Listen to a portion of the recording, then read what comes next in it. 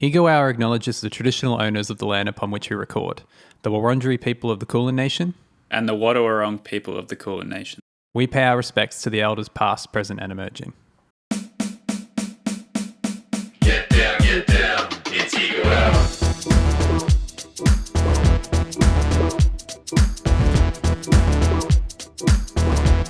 Good evening, everybody. I'm Good Brother. And I'm Lil Silky. And welcome to Ego Hour Online, the show where we deliver objectively true reviews. Online. Anything you say in this podcast may be digitized and uploaded. These reviews are non-negotiable, non-refundable, and nondescript. So, let's talk about Chicken Run. Wait, did I not say my line? Oh, I didn't say anything said. Okay, I think we nailed it. It's good. Keep going. Chicken Run. Released on the 23rd of June 2000 in the US, Chicken Run, also known by its alternative release title, Animal Farm but with capitalist ideas, is the story of a chicken collective who must escape a British farm or face death by pie. Directed by Peter Lord and Nick Park, aka Aardman Animations, the film was made on a budget of $45 million and grossed $224.8 million, which, for those keeping score, is just $100K less than The Social Network. Clocking in with a runtime of 84 minutes, the film may just leave you wondering, what would Mrs. Tweedy do after she killed all of her chickens and main source of income? Did you say clucking in? I sure did. I absolutely did. Can we just make sure that's on the record over there? Yeah. Scratch that. Replace. Objection. All right. Let's go. So, do we check? We're online, as you probably guessed from the intro. We're zooming. Yep. And I love it. First online pod in a long time. And it's interesting. I like... The camera works a lot better online. If these clips ever get released for some sort of future dig-up documentary behind video the scenes eulogy. nonsense. The death of the Ego Hour pod, presented by AT&T. Too big to fail, too small to succeed. Yeah, checking in. I guess let's do the check-in. Hey girl, I know it's been a while, but I just need to ask you something. How you feeling? Girl, tell me how you feeling? Check it online. I'm good. It's kind of cold season around, but it's muggy. I'm wary, but I'm good. It's muggy I'm over here. out. Are you muggy? Yeah. I was wearing shorts and then trackies. It was too hot for trackies. That sort of nonsense. You know what's an interesting exercise is like checking how many logs there are on Letterboxd for any given film you're reviewing. Have a guess for Chicken Run. Can you give me a reference? Like, can you give me another film? All right, let's do Social Network and then you can do Chicken Run. How about that? Yeah. So Social Network has 755K. Guess what Chicken Run is? I'm going to guess 1.2 mil. No. 248K. Oh, what? Which I thought was quite... Sorry, there's lots of tooting going on outside. There's some angry drivers near which you. I thought was significant. A substantial amount of people, but I should have picked a film that had less. Okay. Anyway, but okay, I'm going to go Chicken Run to Chicken Little. Chicken Little, guess how many Chicken Little has 210K. Okay, so whatever I'm trying to prove here, it might be up in the air. Yeah, I really don't understand what the point of this is. Well, I think sometimes you look them up and you're surprised with how much it's been logged versus how much it's not been logged. Okay. Like you can imagine something like Joker has got like logged a lot. I'm assuming. Yes, but it would also work towards the medium. The timelines would align because. As Letterboxd gets more popular, though. Yeah, I think 248K for a 2003 movie. 2000? Or whatever. Were you listening? Sorry, no, obviously not. I was clucked out. I think that 2000 movie, like animated movie, is a pretty decent show-in. Yeah. I mean, this movie... It's a cult classic, it's on people's minds. Yeah. Is it? Explain. People like it. Everyone you talk to likes this. It has high reviews on the internet. It was crazy successful. $224 million. Did you hear me say that? That is like... Yeah. That's real shit. And it's a movie made of plasticine. That's crazy. Like, yeah. if something ever justified putting in the amount of effort that a stop-motion film makes, it's that. That's crazy. It's very interesting because I think that maybe... nowadays, animated characters don't look. They look more attractive than the chickens in this movie look. Like the chickens don't easily lend themselves to They're like not merchandise. hypersexualized. Is that what you mean? Well, no, they're thick as. I mean, like, God. that's kind of my point. Is like, you get a toy of like the chicken character. The We main have chicken one. characters, and they're just like do you this know this? weird shape. We have a Rocky toy. Yeah, but Rocky's like the handsome dude. But I distinctly remember getting it from a car sale near our house when I was younger. Would have been like $2 or something. bargain. Yeah, but Aardman kind of hit too early. Like Aardman, if it was hit now, would be merch everywhere. And I know it exists, but their iconic characters happened a bit. Like obviously, as I expressed in the intro, capitalism was well and truly being promoted by this film and around this film's release. But that's a joke. If you weren't looking at your phone, you would have laughed. In the merchandising era, this film would have done even better, I guess. But that's what I'm saying is that they're not like the character design is like funny and endearing, I reckon. But I don't think it necessarily lends itself to consumerism. But I could be wrong. I think you're wrong. I think that so we'll actually I have two options for how we want to lead into this pod. Do you want to hear about Chicken Run 2, or do you want to hear a 22nd of July 2000 IMDb review? I want to shut the door, but I want to hear about Chicken Run 2, I think. All right. Okay, he's back. Chicken Run 2. It's coming out. It was announced on... Oh, wow. Yeah, Chicken Run 2 is happening. I thought this story was going to be Chicken Run 2 was forever in the works and never going to happen. No, it kicked up around 2018-19. It's going to be released on Netflix. Right? Interesting. Yes, but interesting. Is Mel Gibson back? He's not back. And they on the Wikipedia it cites the reason he's not back is because of anti-Semitic comments he made in 1995, which you may also recognize as 5 years before this film coming out. So he was cancelled before, but I think Mel Gibson has consistently proved himself to be unworthy of. Yeah. Mm. I imagine that in BoJack, that guy that he befriends towards the end of the last season. I always imagine him as Mel Gibson, which I imagine is who he was based off in the first place. Yeah, I'm guessing. Or Alec Baldwin, I thought, but I guess Alec Baldwin is living the good life still. He's He's the boss, baby. He's the boss, baby. That is it's the number one most reviewed letterbox. Both Really? in terms of score. No, obviously not. Oh, I thought you meant like in terms of logins. I thought it was a letterbox meme. But on July 10th, 2020, Ginger's voice actress, so Julia Sawalha, made a statement revealing Aardman's intention to recast her character, stating she is now considered to sound too old. And she commented, "I have officially been plucked, stuffed, and roasted." Pretty shit. I actually feel like I've heard this now that it comes up, Don't you think that's a bit shit? A lot shit? Look, to be honest, how old are chickens supposed to be? I don't care. This is a film, and here's some teasers for Based what's on coming integrity. up. This is a film based on...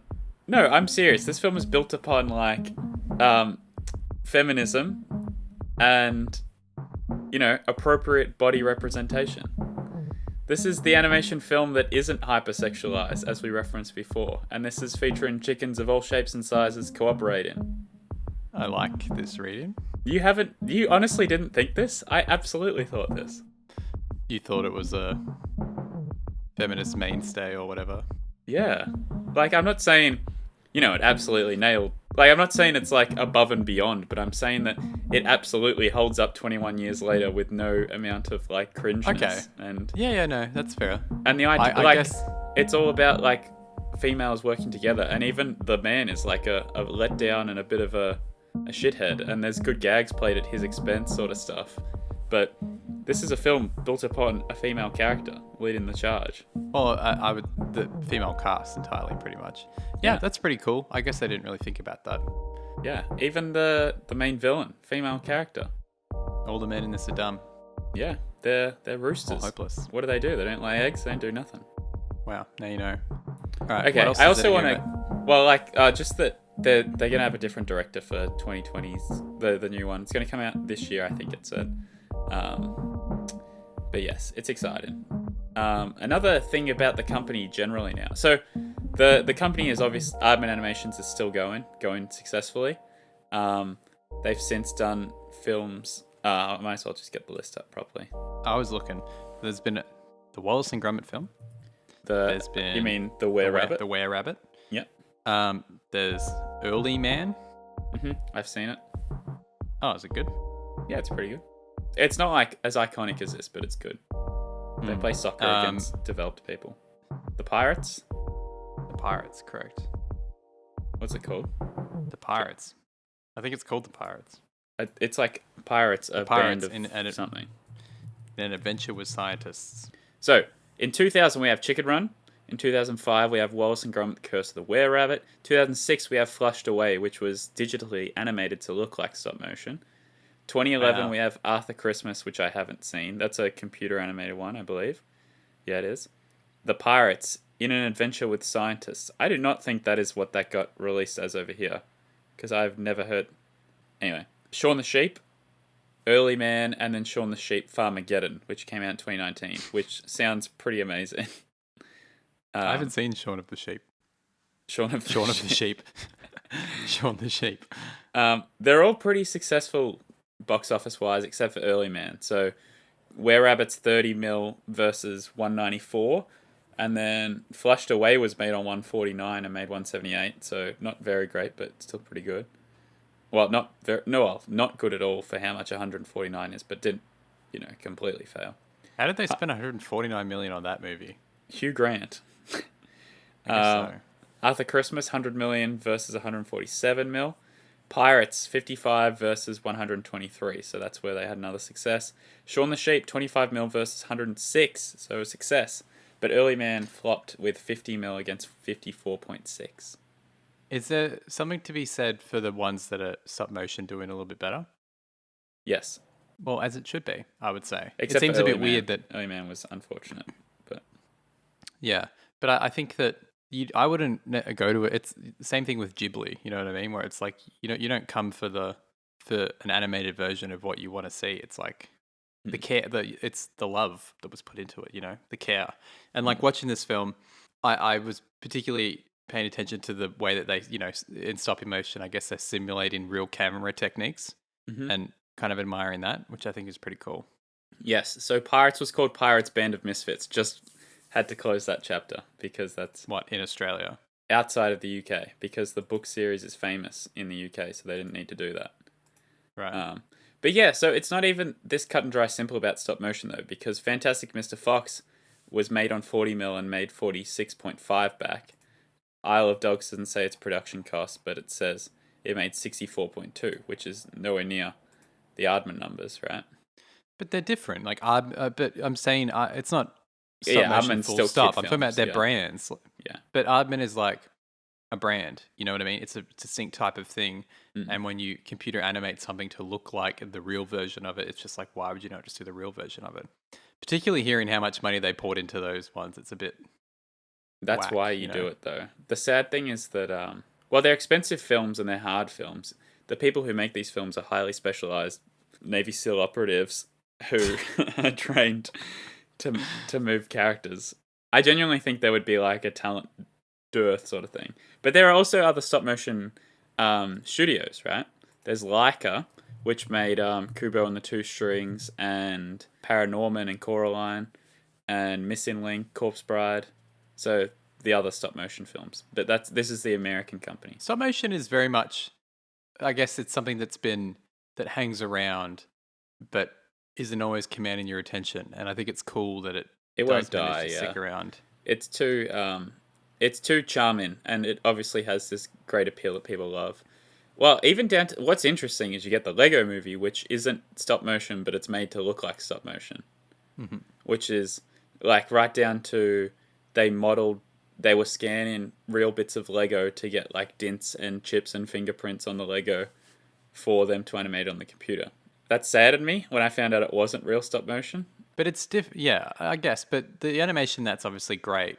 Ultimately, it's like, about the effect you have, And there's a difference in approach because saying what you just said shows that there's care in that process anyway. You know what I mean? Yeah, good point. So why we watch Chicken Run? We watched Chicken Run because I found myself whistling the tune, the da da da da da da da da da da da da da, which isn't even explicitly in this film because that's actually from the 1963 film The Great Escape, and which this film is heavily inspired by. That's funny. So the Chicken Run melody is like a rip-off of that, and the whole music of the film is referencing that, and the scene where they're digging underneath the hutches, or whatever you'd call them, is a reference to that film. And I sent you the trailer today, which I'm not sure if you watched, but the bedrooms look exactly like they do in Chicken Run, like the bunk beds and stuff, the dorms. There you go. I did not watch it. So the chickens are prisoners of war. Right. In And, the global yeah. capitalism battle. Yeah, it's pretty rough. Like, how do you make the sequel to Animal Farm? But here we are. Well, I wonder if what anti-capitalist message will be the basis of the new one. It's hard to say, honestly. So I think I did see that the new one will be about her daughter. So we'll see. She's allowed to be old then, and that means Yeah. Mel Gibson's probably dead in the story. Yes. Okay. Yes. And so Mel Gibson, what'd you think? I thought he was great. Yeah. I think his voice acting was really good. And this is the thing. Did so you I was watching recognize it. him? No, I didn't. Well, he's an Australian, right? So it's like, Apparently, that's an inverted commas thing itself. how's that? He moved to Australia when he was 12. So From where? US. Oh, Yeah. right. He's What's like a that? flea. No, he's not. The opposite, the inversion. There's so many weird. He's Australian things going on. We don't all the actually time. have that many Australian actors, is I think the thing, but we claim them. Yeah.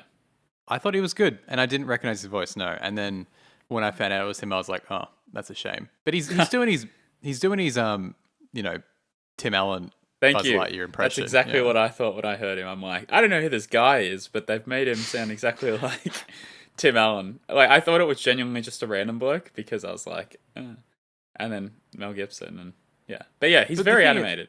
He does do watching a good this performance. when you're older, you don't even like appreciate that they have different accents necessarily. Like, I didn't remember that there was a storyline where they're all British and he's American. Like, I just didn't even cross my mind, you know? Yeah, pretty good dance, him being Rocky Roads and stuff like that. And then so apparently the thing where they go, there's Americans, they're always late, and that's like the World War references, and then it's like they're oversexed, they're over did pick up something, on and that. they're over here.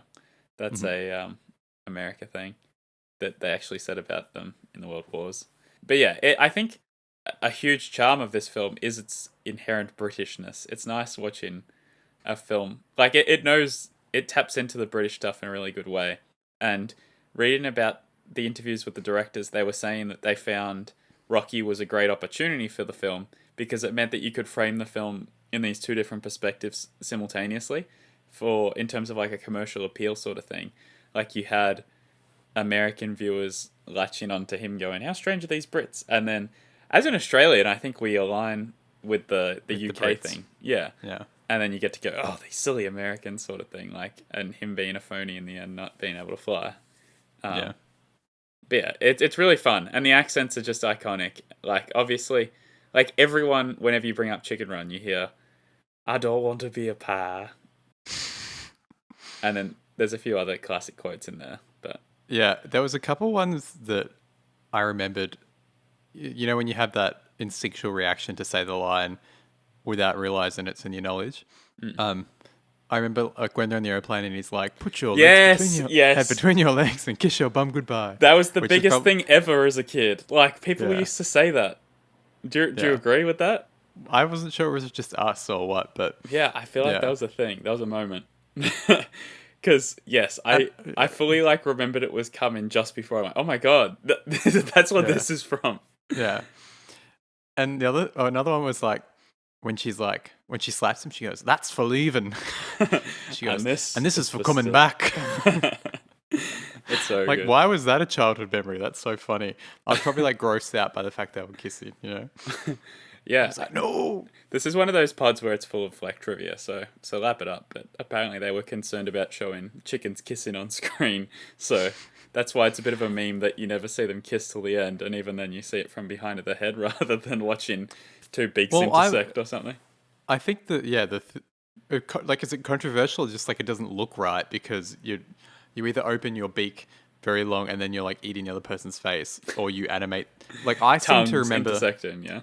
I seemed to remember like their beaks changing into like lip shapes or whatever, kissing like Yes. that. But obviously that wasn't how it happened. Yes. I had fond memories, definitive identity defining memories based on how the chickens kissed too that proved wrong ultimately. Alas, that's life. Alas. I just think that the thing that had significantly stood out for me in this film was that I remember thinking this film was quite scary as a kid. And I think animation has a way of being really scary, but I think it's actually a real strong suit of the genre. Well, because animation's not a genre, is it? It's a medium. But, like, animation, I love how stylized stuff is, ultimately.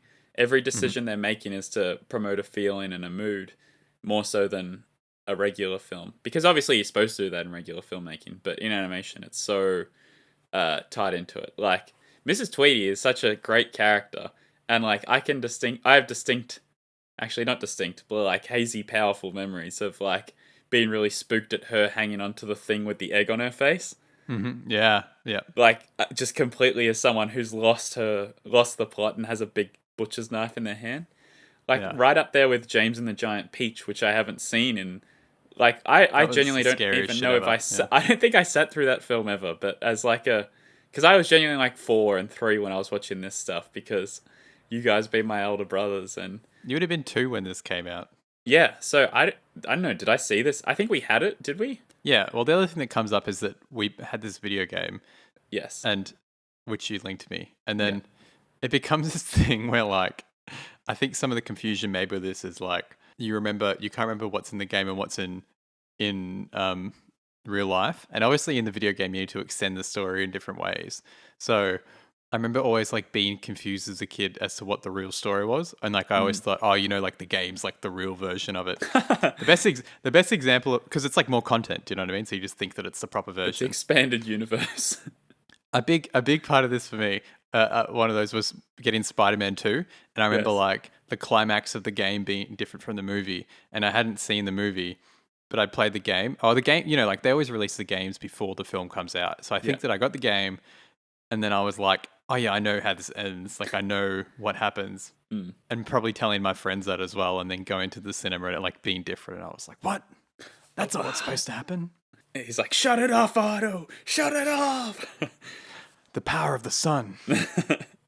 It's self-sustaining now. Harry in that film is so good. Yes, he's as someone who meme-age. Has spent the weekend like buying new clothes, like clothes to wear to an office job. I just should have gone with the James Franco. Well, now that you mention it, young your haircut is looking look. Very James Franco from that era. Very Harry Osborn. The best that's the greatest compliment I can ask of. Apparently. If I can get those speed dealer sunnies or whatever he's wearing, then I'll be sweet. And the shit-eating grin. The other one, the final one for me that was like that was, I remember Revenge of the Sith coming out, and Lego Star Wars was released, and I wasn't allowed to go see Revenge of the Sith because I was 7. And Mum's like, it's an M movie, you can't go see this. And so I was like, what do you mean? I played the game. I know what happens. It's all good. The dialogue delivery in Lego Star Wars actually is a lot better than in the Revenge of the Sith, the movie. Do they talk? They don't talk, do they? You get a lot more of an expressive performance from the Anakin character, though, is what I'm trying to say. And when you're a kid, these things like actually matter, because when you're older, and you're concerned about like film, you're like worried about how well does the narrative work in the film. But when you're a kid, you're just like more information is needed here.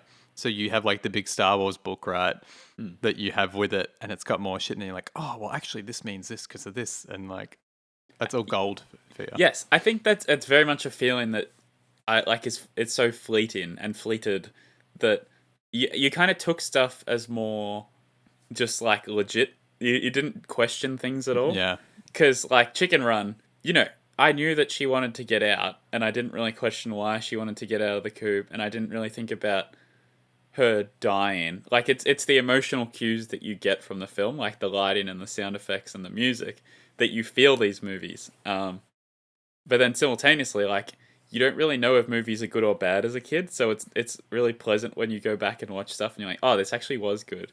Like, I remember seeing Open Season. I think I saw it 3 times because I went, like, You with mean us. in the cinemas? Yeah, I went as our family. I got invited to a birthday party and went, and maybe I went with another friend or something like that.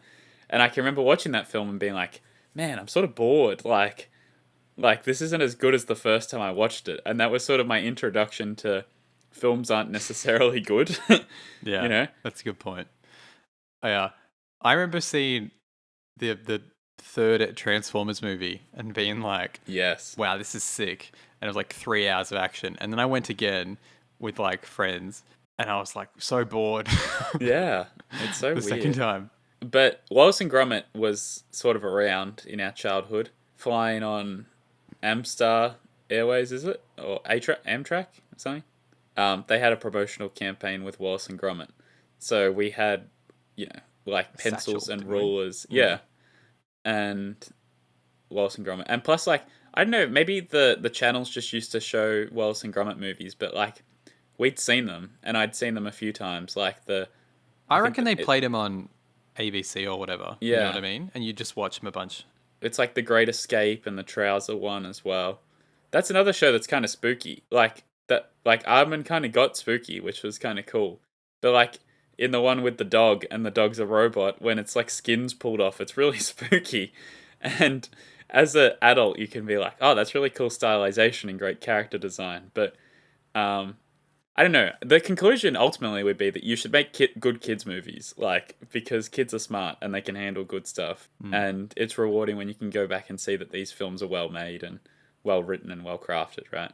Because, unless you've got a B movie on your hands, like no one cares about it if it's not a good film later on, Yeah. So watching this film, I was just taken by how much, like, I just respected the shit out of it. Like, it wasn't even it was kind of funny because it wasn't like a film that particularly resonated with me emotionally or anything. Like, it didn't move me in a way that kids' films sometimes do.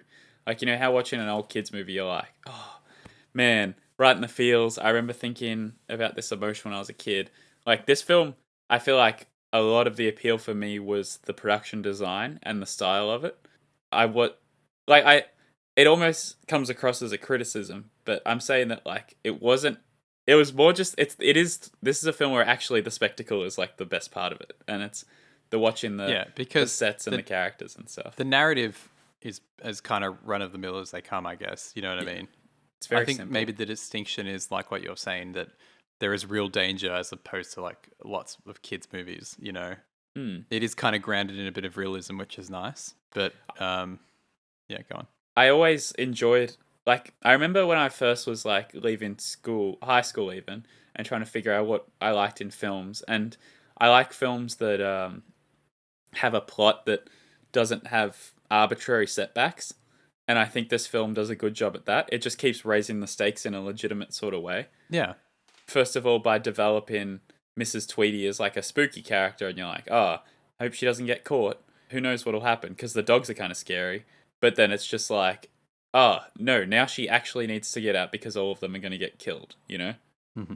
Yeah. So upping the stakes in a very natural and, logical way is a huge strength of the film's simple plot. You have a review you were going to read, don't you?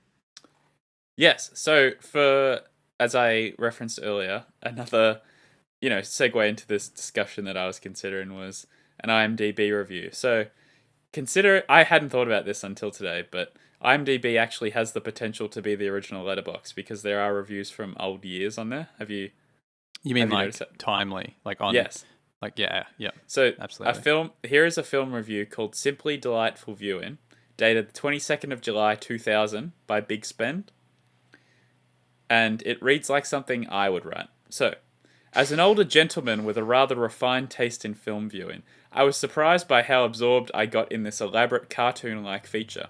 It's no mean trick to create rubber characters that you can really care about, My favourites were Mr. and Mrs. Tweedy, especially the latter. Mrs. Tweedy was the personification of evil, within the confines of a cartoon, of course, and just a thoroughly interesting character. The sets were well done, especially the Stalag 17 camp image. Notice the 17 on the meet-in hut. Lots of British stereotype stuff, which worked pretty well and kept my attention.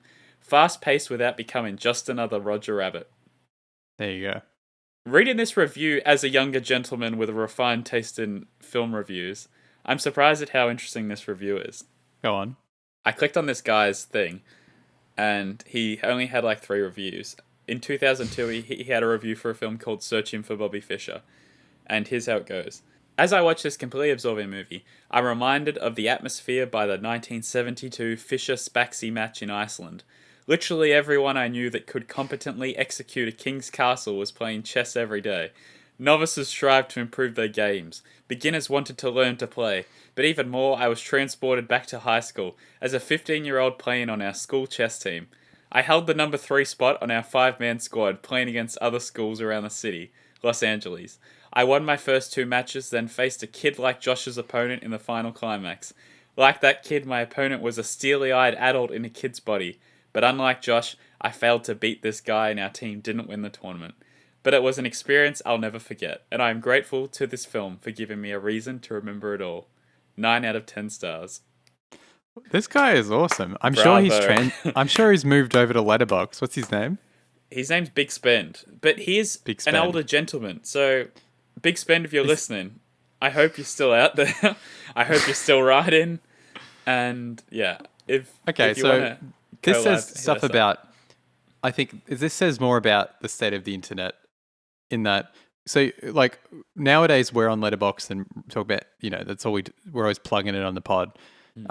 Still haven't gotten many followers, if any, but continue. Well, so the thing is that like IMDb in 2000 was no doubt quite fresh, and I'm sure plenty of people who were film aficionados like Big Spend over there took to the internet and gave well thought out reviews and that sort of stuff. It's only now that IMDb is the most, it's the generic baseline movie thing that people check, that it's obviously been diluted, that it's not really reliable in any sort of sense, or at least the culture of it doesn't reflect the sort of thing that we'd be looking for. And the thing is, I'm sure there's plenty of people on Letterboxd, which has been around for a long time, who hate the way the culture has turned out on that and want to go somewhere else for their criticism of film. So it's just interesting, I think. Do you remember going to Looper, I think it was? No, it was Surrogate, the Bruce Willis movie. Yeah. And then we went to Dad's office, and Right. one of his colleagues was like, "Oh, what movie did you see?" And I'm like, "Surrogate." And he's like, "Oh, let me look it up." And he goes, punches It was in like, what, a Surrogate on the 5? internet. Huh? And what, it's like a 5? Yeah, probably. But I just remember being like, "Wow, look at this internet and the power of the world at his fingertips," which also led me to thinking about downloading Dragon Ball Z GIFs in the early It wasn't even the early 2000s. It was probably like 2005. Mid 2000s. And I got viruses and stuff, and it's like, man, I don't know. This was just a nostalgic experience, this film, taking me back to a few different places, of course. So, let's talk technical for this film a little bit. So, one of the trivia points on IMDb was that this film was shot at 20 frames per second instead of 24 to save costs. And I thought, well, that sounds pretty interesting if that's true, but it also sounds a bit like horseshit. So, I downloaded a video of the chicken run, imported into Premiere Pro, was going through frame by frame. No, this guy is just a lying chump on the internet. It is not animated on 20 frames per second. Because I'm like, that means that they're duplicated in one frame, like 4 frames within a 24, like 1 second? That just sounds dumb. So I looked it up. Tell that anecdote about James Cameron cutting the frames from his film. I feel like I have, but we watched a documentary at uni on editing, and it was from the 90s or early 2000s, and it was James Cameron, God rest his soul. Because I'm about to roast this man. He goes, "So I was talking to my editors, and they're like, the film is 3 hours, James, we got to cut it down." And so I said, "What about if we just cut every second frame? Why don't we do that? We could save half the film's runtime." And we did, and it looked terrible. So I have so much more respect from the editors than I ever did before. This anecdote makes no sense to me on multiple levels. So if you're You cutting every requested frame, it, to be fair. no, it's funny. It's hilarious to me that a filmmaker would do that and then say that, like, James Cameron's meant to be the guy, and I guess he's like, he's meant to be the innovation guy or whatever. But it's like, if you're cutting every second frame and you're cutting every other bit of, like, you're cutting the sound as well, like the other information. I think at the you're trying same to turn time. to an animation because the film, like Chicken Run, actually, man, I am talking like I'm drunk, but I'm completely sober. But Chicken Run just gets me giddy like that. But the film going through frame by frame changes your perspective on it a little bit because I had heard of this technique before, but that's, I don't know, a brag for my own ego's sake. But there's a thing called animating on ones and animating on twos. I'm sure you can guess what it means. You're animating and you're doing each shot for each frame once before moving it. Animating on ones means if you're animating... yeah, I don't know what you just said, but animating on ones means that if you're animating at 24 frames per second, they move every frame. Right? That's what I said. That's what I meant. And then animating on twos means you hold each frame every twice. second frame. Yeah. No, it's actually it's a little different. You move on every second frame. So what that means in Chicken Run, because Chicken Run is animated on twos, so what it means is that So it's a bit smoother looking. They'll only move every second frame, but in the instances of camera movement, so for example, I was watching the clip where they go into the pie machine. It starts with Rocky stepping into the room to watch what's going on below, and the camera comes from a low angle to a high angle. But the camera itself moves every single frame, but the character model only moves every second frame. Is this even in scenes where the camera's not moving? Yes, yeah. It sounds weird, but ultimately it's a stylistic choice because, I guess you could argue it was a cost or whatever choice ultimately, but at this stage it's a stylistic choice because films like Paranorman and Kubo are animated on ones. This also relates a little bit to Spider-Verse, which is like the most famous animation movie ever now. Like everyone has a bit of trivia about Spider-Verse, or everyone's trying to tell you how good Spider-Verse is. And it is Are good. you going to tell the part? There's this thing that's like, you've heard this, right? Young Miles, Young Miles. There's a segment where they're all swinging through the air, and I'm going to mess up the logistics of it. But the main idea is that young Miles, who is not as equipped with his Spidey skills, is moving every second frame or He's something. animated Oh no, on twos. he's animated on twos, and everyone else is animated on one. So it gives this impression that he's like, or I think the settling different in. characters do it differently based on which universe they're from as well. So I think grown Peter is maybe everyone, and then Miles is on twos or something like that.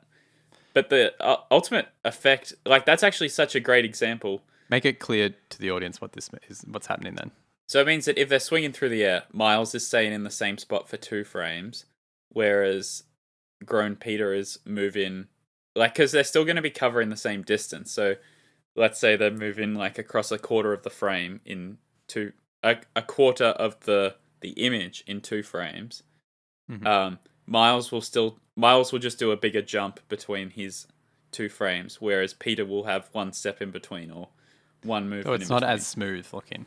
Yes, but it's actually a great example, obviously, because it means that you can see what the effect of the animation is into, like, comparatively. And I've since seen videos on Reddit stop motion that people will animate on different cues to have different effects. So a big one is where if a character doesn't need to move much, like they're blinking or they're just staring and they're not saying anything, you'll animate on 2s instead of 1s to make it look like the character's slowed down or something like that. Another one is if they're in the distance, they'll move at 2s because if they're moving at distance, they're smaller in the frame, so it's different. Mm-hmm. Yeah, which is the thing about stop motion that's so cool. It's just thinking that every frame is a photo is something that never ceases to amaze me conceptually. Like as someone who creates things and thinking that I would do something so meticulous, it blows my mind. And it shows you the sort of person that I am versus the people who do animation and love the craft that much, I guess. Yes. But it's something you can't help but really respect, I think. This is the part where I say that I used to be a stop motion animator in my youth. Always had What were big you animating dreams. on? Ones or twos? Ones, or fours? I think. Actually, I can't really say. It might have been twos because I used to. So, like, myself and a friend, Aaron, were obsessed with stop motion, and we used to animate stop motion Lego. Actually, before that, Dad taught me about stop motion, but we used to do it in a janky method, which was using a digital video camera and pressing record and turn it off as soon as you could. So it would probably end up being animated on fives or something.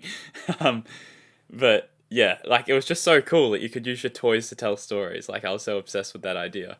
If you ever get famous, that'll be the part of the documentary where people really connect with you and the vision. Here we go. So I remember Dad was filming me making stop motion, and he's like, "Oh, we'll film this for the documentary." And I'm like, "The one about me getting famous or something?" He's like, "No, what are you talking about? The one about me or something like that." And it was this meta moment, and ever since I've always like thought, like I remember even at 12 when I was animating on 13 and being like, when I get big, I'm gonna have all the best quotes to legacy size my history, You want to hear a funny... This is an anecdote that directly involves you. This is an anecdote pod, so keep going.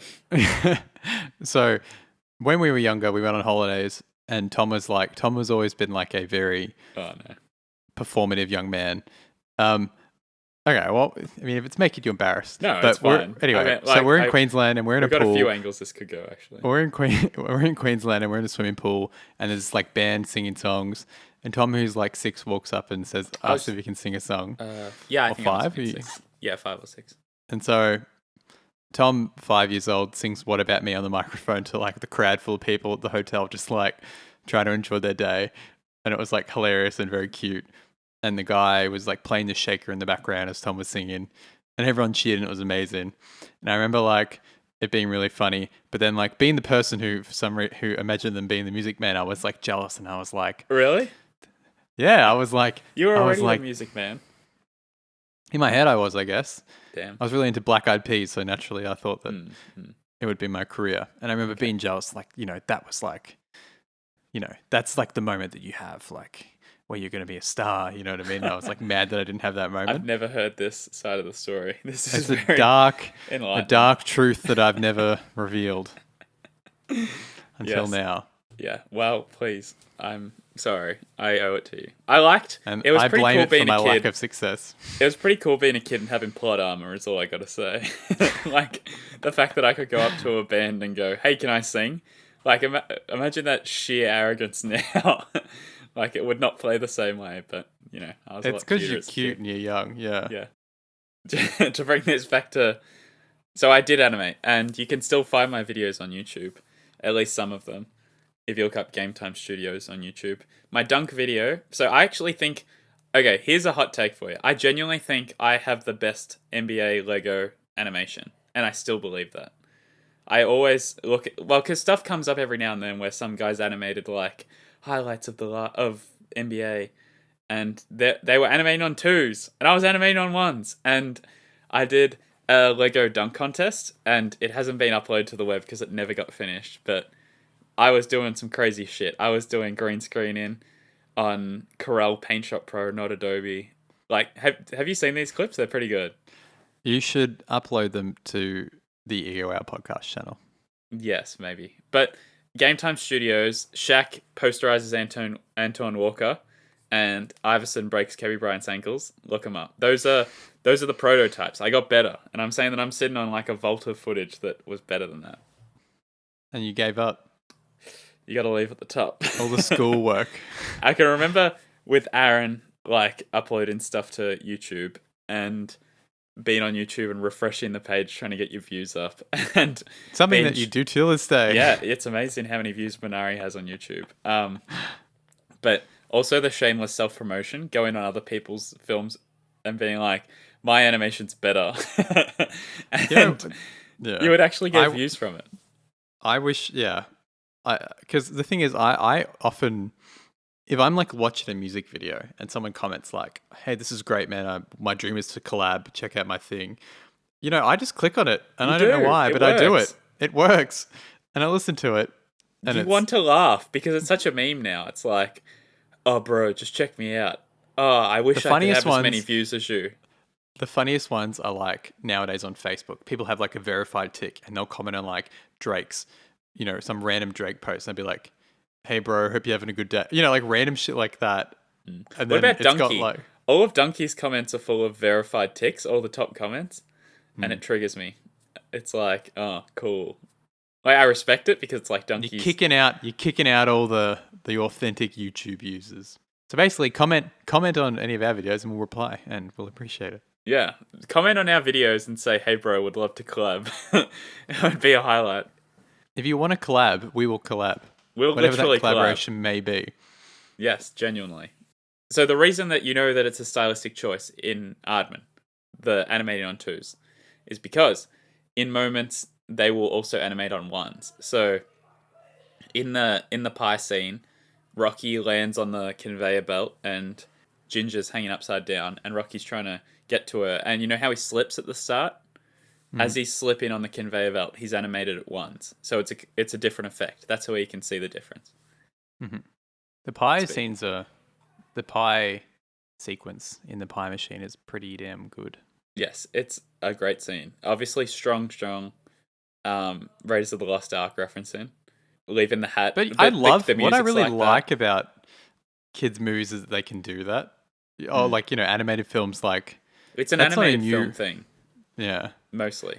And everyone, it's what it is. It's like adult pleasing. It goes, let's put this one in for the adults. And But they'll love you know it, what they've done now? They've kidified grown-up movies.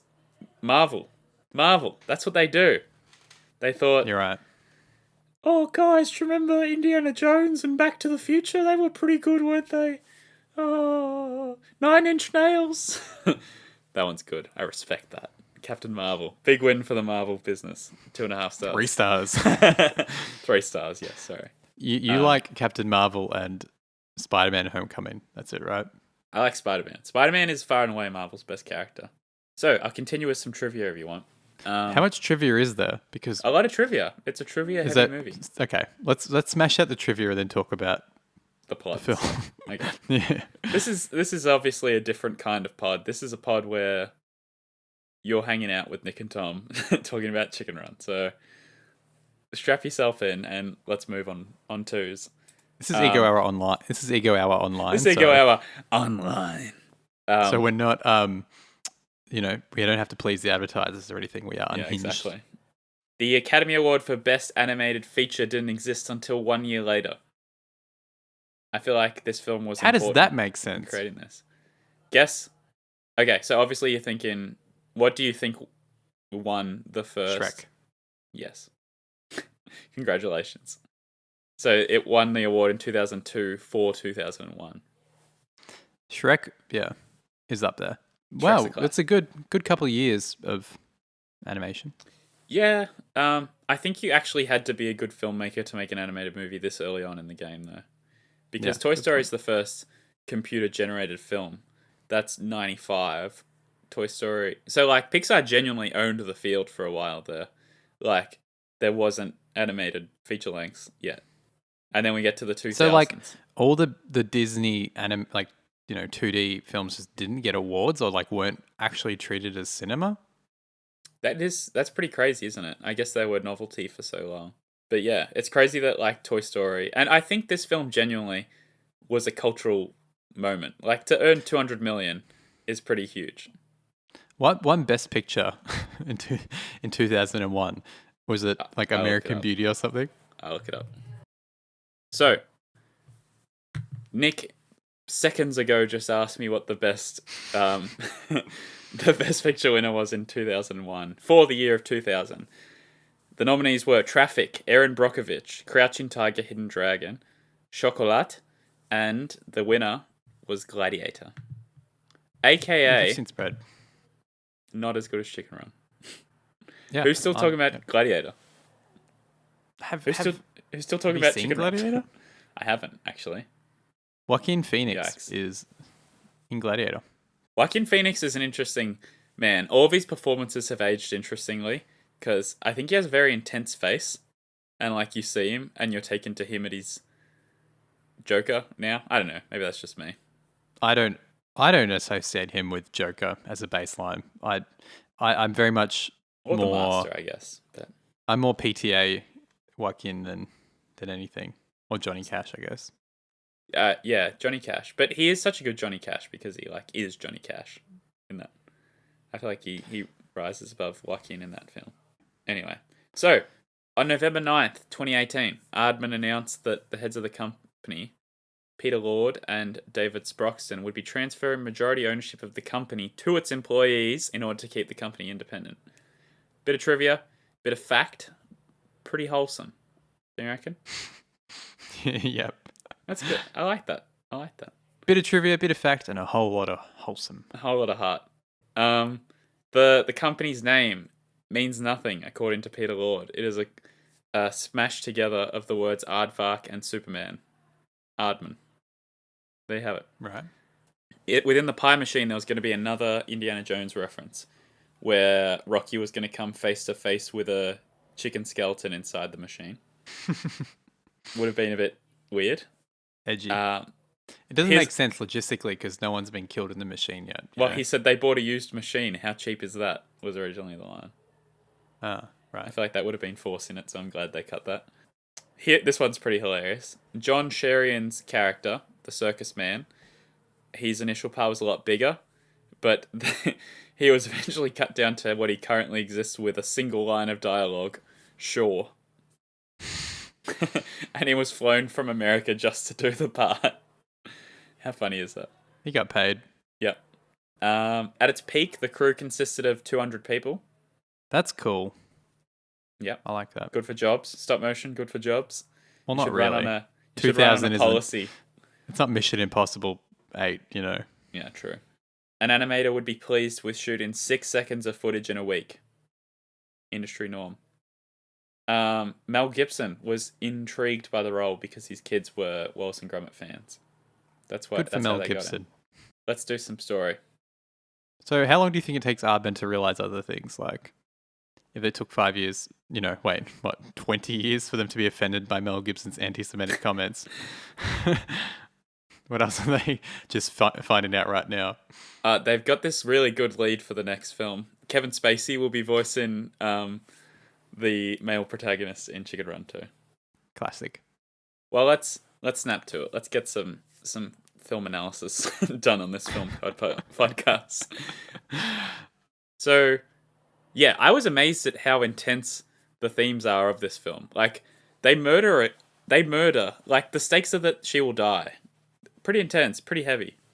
I will relate this to the thing. We watched this Lessons from the Screenplay about Wes Anderson, and they were talking about how the stakes in Moonrise Kingdom are that actually that someone can die. And it has led me to think while watching this, like, how you've got a kid's movie, how, like, in that movie, and Wes Anderson's, like, consciously acknowledging, like, whether a character can die in a film that he's making.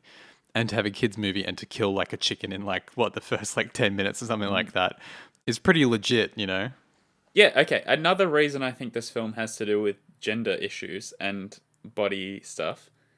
The fact that these hens are evaluated based on their ability to lay eggs. That seems pretty symbolic. Don't you reckon? Yeah. Have you found any literature on this? What is No, big? Maybe I need to do the dive into EBSCO-Host and search Chicken Run feminism, Yeah. but... Well, so anyway, the whole ties of this film thematically have to do with World War II and stuff, right? Like with the whole escaping prison of war sort of thing. And I think I read somewhere that there's like this link, or maybe it was in a video, but it's this link, because there are like behind the scenes of this, which are pretty interesting. There is a link between the females in this film and like female industrialization within World War II, like which is where the men were away, the women were in the factory. Which has become a very cool like thread of this film, right?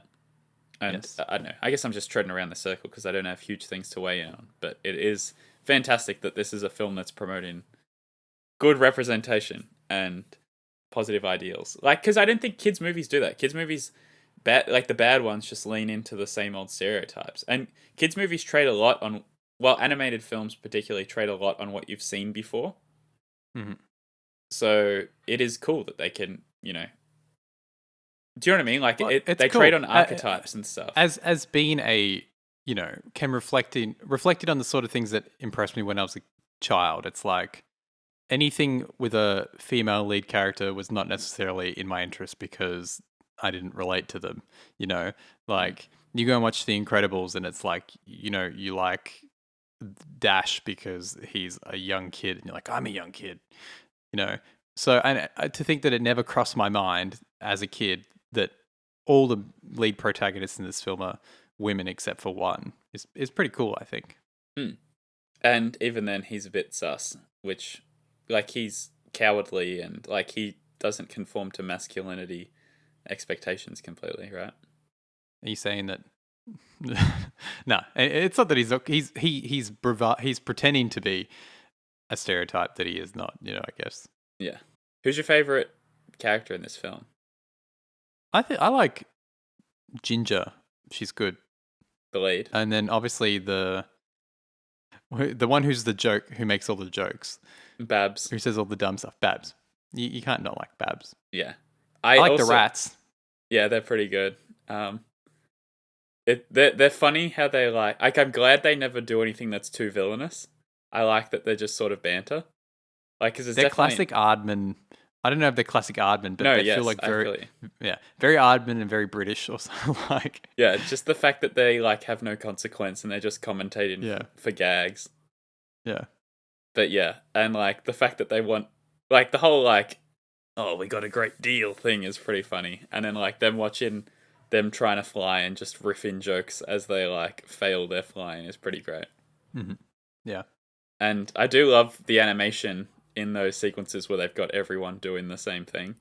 Like where they've got everyone in the line doing like taekwondo, karate chop stuff. That's very funny. What's your favorite gag? That's a huge question. I'll start with mine. Is when Mrs. Tweedy's in the office and she goes like, I'm tired of making minuscule profits. And then there's like the brochure that says, are you tired of making minuscule profits? Yeah, that's pretty great. It is pretty funny how he's all like, I told you they were working together. I told you they were organized. Yeah, I don't know. It is like, it's a funny movie because it's so filled with puns. And I think, like, I'm saying that's funny as a concept, as rather than explicitly the humor. But like, it's the type of film that would be well loved by people because of that, And I didn't notice that it had a distinctly British sense of humor, but I suppose it does, right? Like, it is sort of self-mocking. Like, I think the British charm is that the people in British media does do a better job of not just throwing beautiful people at you. And I think that's actually true in this as well, Like, they're not all cool and epic. They're all just sort of like daggy. And and there's always a joke about how they're average people, like, or I agree with that. The spectacle of the pie scene is like probably the best scene. Like, it's just really awesome. Like, 2-minute stretch. It's like such an important part of the film, right? Like, I feel like that is what holds you on and holds the children on, because they do a lot of talking and not heaps of executing. So that's a key glue of the film, as is obviously the climax, which is like visually quite impressive. Right? The part where she swings the axe and like her head is down, like she's got her head chopped off. That's like such an impacting scene. Like, I remember watching that when I was younger and that being like big. Do you think that her head was cut off? Probably. I felt it every time, Because watching it this time, I was like, I feel like we literally just saw her head not be chopped off. Like, because she goes, like, holds up the wire, like, oh, I wonder what she's gonna do, and then it happens. Like, oh, it's pretty funny. But I do. It's even like they did a good job with like the space and the idea of, like, I like how there's drama in making the ship take off by kicking over the thing. Yeah, it's those sort of things in stop. That moment is definitely a moment where the stop motion gets to like kind of go wild and be crazy, which is like really fun to watch. Kids always love a good dance sequence as well. Like when they're like, I don't know what's happening, and then their legs just tapping along. Pretty great. And the characters just look so funny that it's so enjoyable to watch. Like, they look so goofy. Yeah. Oh, I do like the bit where he's like, which bed's mine? And they're all like, wee! I just found that really funny. in terms of spot jokes. Yeah. We're out of time. Let's fly the coop. All right. Tom, Chicken Run, 2000. What worked for you in this film? What wins is female representation. Big winner of this film. I hope that our listeners don't think that we're like, pretentiously referencing this stuff, because I genuinely think this stuff is legitimate, and I think it is important. I feel like the point is that you shout it out when you see it and you give credit where it's due, because I think the point is that more often than not, when you revisit older stuff, you're a bit disappointed. So if you see something that makes you happy in that regard, then it's good. Yes. Another winner is just like good storytelling for kids. Like fun jokes, no fart jokes and stuff like that. Like intellectual comedy, I suppose. Puns and stuff.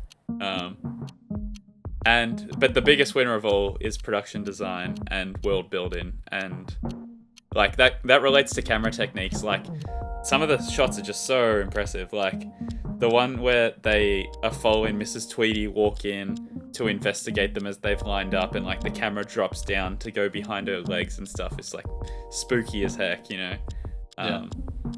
just looks amazing, and like the film.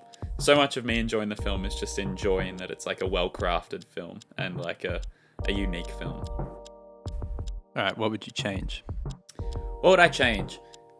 I think that even though I've complimented the stakes raising, I think I would like to see a little bit of like a different stake. The fact that it's the same stake makes it feel a little bit like you stay on the same path of the course. Like maybe some more explanation or like backstory behind why they're trying to escape at the start. Do you know what I mean? Because they're instantly trying to escape. It'd be cool if there was sort of like a moment where they realized they wanted to escape or something like that. You know what I'm saying? Yeah. Is that it? One thing I don't like, and this is like just a dumb reaction rather than anything else, is that yeah, this is a completely dumb opinion, but when she cuts the wire, Mrs. Tweedy falls back into the shed where the machine was and into the gravy machine, and it's like, it doesn't make any sense. Aren't they like hundreds of kilometers from where they started? I guess maybe the old colonel's flying around in circles so that they don't know where they go or something like that. Yeah, that's my like nitpick annoying thing. All right, what would you rate it? What do you rate it? Rating this film is interesting because like I really, really love this film, and I think a lot of people love this film. But having said that, it's not like the animation movie that I'm gonna die on the hill for, if that makes sense. So I'm not gonna give it some obscene rating that is like too high or something like that. But I think this is just like a really good movie. I love the succinctness of it. It doesn't overstay its welcome. So it actually increases its rewatchability. Like there's no 10-minute stretch that I hate or anything like that. The comedy's good, character design's good, all that sort of stuff. I will be giving Chicken Run a 4 stars. There we go.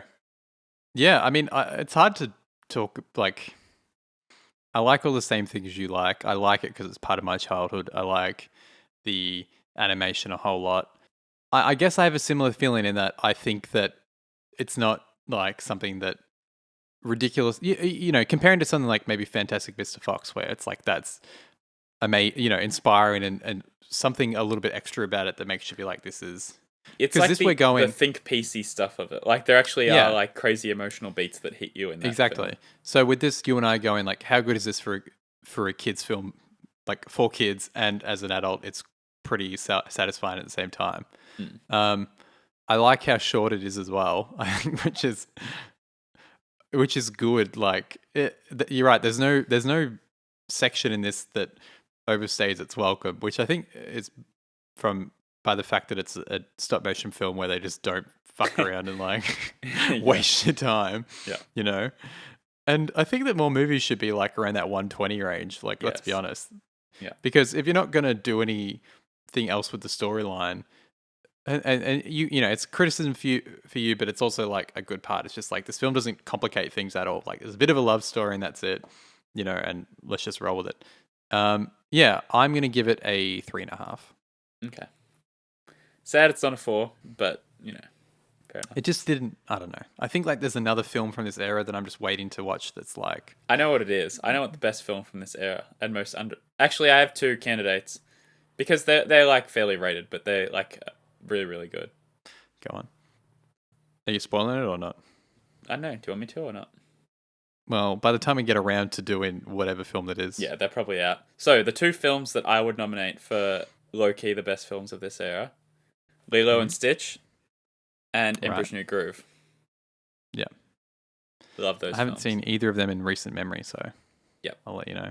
They're great. Lilo and Stitch is like spectacle, you know, like characters and feels.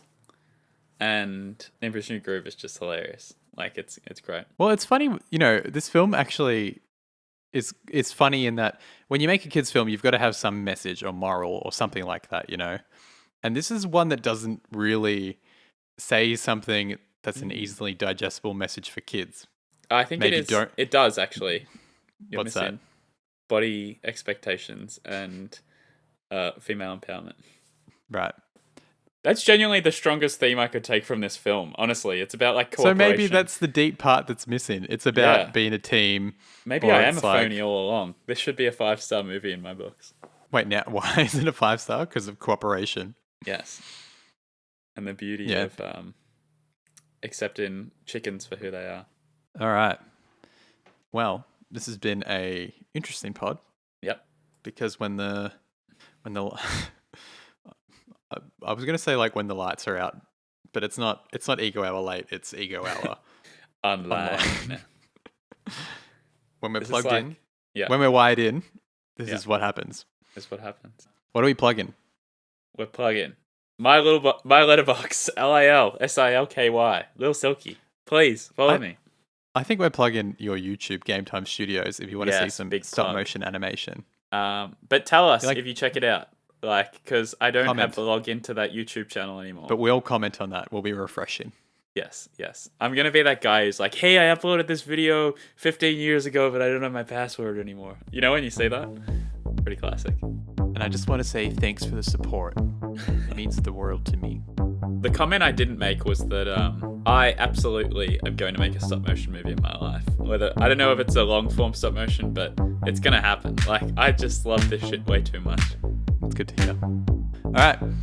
Thanks for your time. This has been another classic. Wait, subscribe to the podcast on YouTube. Ego Out Podcast. I don't want to be a pie. Another classic or a fresh one. If we knew what we wanted, you'd be useless. Tell us what's in, tell us who's done. Another antique shipwreck you spun. It's a Friday.